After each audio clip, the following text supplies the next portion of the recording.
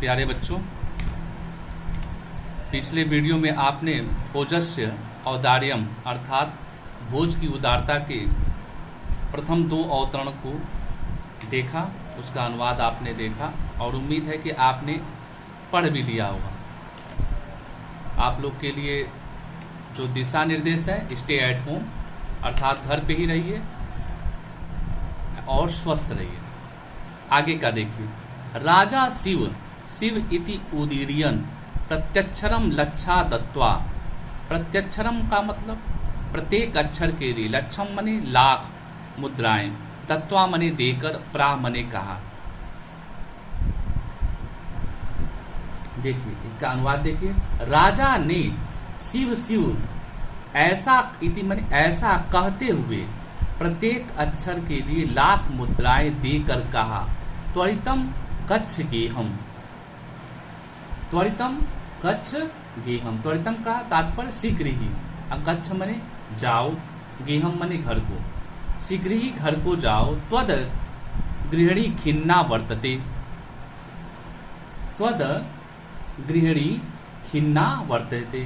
तुम्हारी पत्नी दुखी है।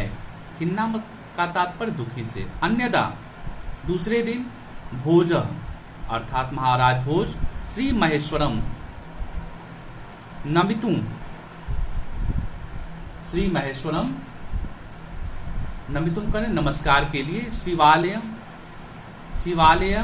अभ्यगच्छतम। अब इसका अनुवाद यहां से देखिए। दूसरे दिन भोज शिव जी को नमस्कार करने के लिए शिव के मंदिर में गए। तभी किसी ब्राह्मण ने शिव सन्निधो शिव के समीप जाकर राजानाम प्राह, राजा से कहा, देव हे देव, अर्ध दानव वैरिणाम गिरजया अपि अर्धम शिवास्य आहतम। शिवस्य आहतम का तात्पर्य है कि शिव का आधा भाग ले लिया है। अर्ध दानव वैरिणाम। दानव वैरिणाम माने राक्षसों के शत्रु, दानव के बैरी अर्थात विष्णु। आधा भाग गिरजया अपि, आधा भाग किसने लिया है? पार्वती जी ने।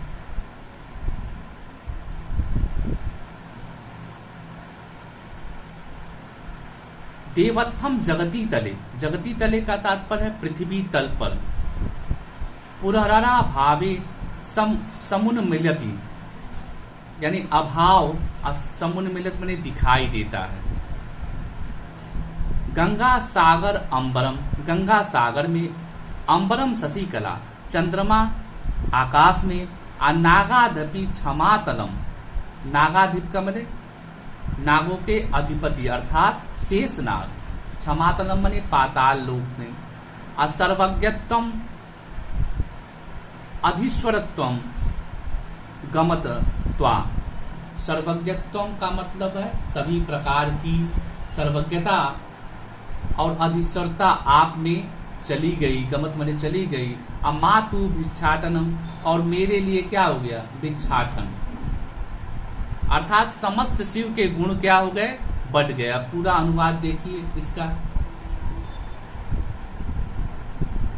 यहां से देखिए। तदा कोपी ब्राह्मण, तभी किसी ब्राह्मण ने शिव के समीप जाकर राजा से कहा, हे देव, शिव का आधा भाग दानवों के बैरी अर्थात विष्णु ने और आधा भाग माता पार्वती ने ले लिया।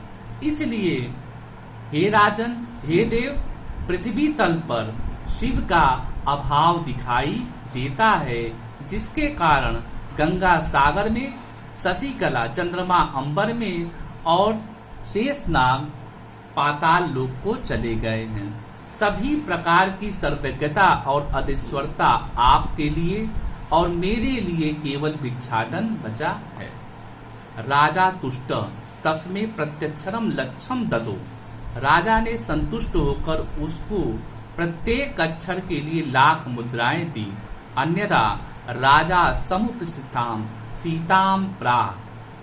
दूसरे दिन राजा के समीप उपस्थित सीता नामक कवित्री से कहा, देवी, हे देवी, प्रभातम वर्णयम इति, प्रभात का वर्णन करो। सीता प्रा, सीता नामक कवित्री ने बोला, विरल विरला अस्थूलास्तारा कलावीव सज्जना अम्मन इव मुने सर्वत्रे प्रसन्नम अभूत नभ अपसरति च ध्वांतम। ध्वांतम का मतलब अंधकार। चित्तात सत्ताम इव, चित्तात सत्ताम इव, इव का मतलब जैसे, सत्ताम मने सज्जनों के, चित्तात मने चित्त से, दुर्जन मने दुष्ट। ब्रजति च निशा, ब्रजति च निशा क्षिप्रम, क्षिप्रम का मतलब शीघ्र ही। लक्ष्मी अनुद्यमिना इव। अब इसका देखिए, विरल विरला का मतलब कोई कोई। अस्थूला तारा, अस्थूला माने बड़ा, तारा का मतलब समझ ही रहे हैं। कला बीव सज्जना, कलोधन इव जैसे कलयुग में, सज्जना। मन इव। अब इसका पूरा अनुवाद देखिए, कोई कोई बड़ा तारा दिखाई दे रहा है जैसे कलयुग में सज्जन। मन इव मुने सर्वत्र प्रसन्नम अभूत नव। मुनियों के मन के जैसे, मुनियों के मन के जैसे ही सर्वत्र आकाश प्रसन्न दिखाई दे रहा है। अपसरति माने दूर होता है, च ध्वांतम अंधकार, और अंधकार दूर हो रहा है जिस प्रकार सज्जनों के चित्त से दुर्जन अर्थात दुष्ट। अप्रचति च निशा क्षिप्रम। इसका देखिए,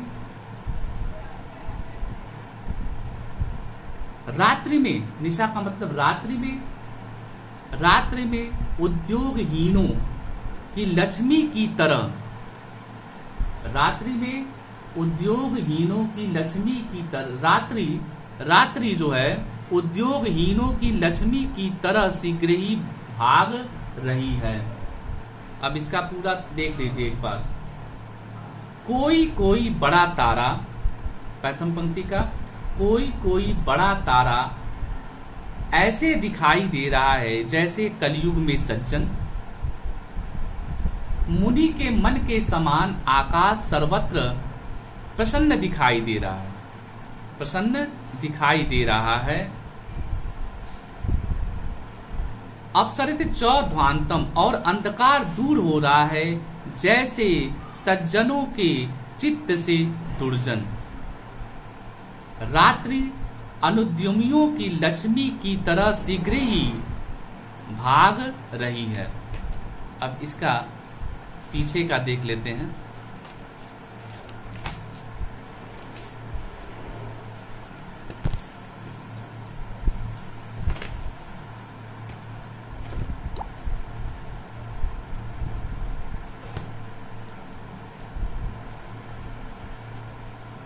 राजा तस्ये लक्षम दत्वा कालिदास कहा। राजा ने उसको लाख मुद्राएं देकर कालिदास से कहा, सखे, हे सखी, त्वमपि प्रभात वर्णयम इति, तुम भी प्रभात का यानी प्रातः काल का वर्णन करो। तथा कालिदास प्राह, तब कालिदास ने कहा, अभूत प्राची, प्राची का मतलब पूर्व दिशा, पिंगा मने पीली हो गई, रसपति इव, रसपति का मतलब पारे, इव मने जैसे, अप्राप्य मने प्राप्त करके, कनकम मने सोने से।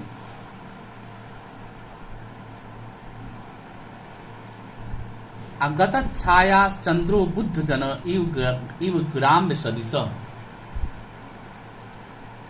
गत छाया चंद्र बुद्ध जन इव, बुद्ध जन इव ग्राम्य सदिश। ग्राम्य सदिश मने गवारों के जैसे। अब बुद्ध जन मने बुद्धिमानों, विद्वानों। अक्षण छीड़ा तारा निप्रतय इवान उद्यम परा न दीपा राजन्ते अद्रविड़ रहिता नाम इव गुड़ा। द्रविड़ रहिता नाम, द्रविड़ रहिता नाम का तात्पर्य क्या है? धनहीनों की भांति। गुड़ा मने गुड़, राजंते मने चमक रहे हैं, दीपा मने दीपक। अब देखिए इसका कालिदास कैसे वर्णन करते हैं। पूर्व दिशा, पूर्व दिशा सोने को प्राप्त करके पारे के जैसे पीली हो गई है। गंवारों की सभा में विद्वत जन की तरह चंद्रमा चमक रहा है, अर्थात कांतिहीन हो रहा है। अनुद्यमी राजाओं के जैसे, अनुद्यमी यानी आलसी राजाओं के जैसे क्षण भर में तारे क्षीण हो गए हैं। धनहीनों के गुणों के जैसे दीपक नहीं चमक रहे हैं। धनहीनों के गुणों की जैसे दीपक नहीं चमक रहे हैं। राजाति तुष्ट तस्मे प्रत्यक्षरम लक्षम ददो। राजा अति तुष्ट, राजा ने अति प्रसन्न होकर उनको भी प्रत्येक अक्षर के लिए लाख मुद्राएं दी। सभी बच्चे इस भोज प्रबंध से जो लिया गया है, भोजस्य औदार्यम, इस पाठ को आप देख लेंगे और इसकी पुनरावृत्ति कर लेंगे। मेरे YouTube चैनल पे जाकर इसको आप अवश्य पढ़ लेंगे। बोर्ड के लिए, चाहे वो सामान्य वर्ग का छात्र हो या साहित्यिक वर्ग का, दोनों के लिए ये इम्पॉर्टेंट चैप्टर है। धन्यवाद।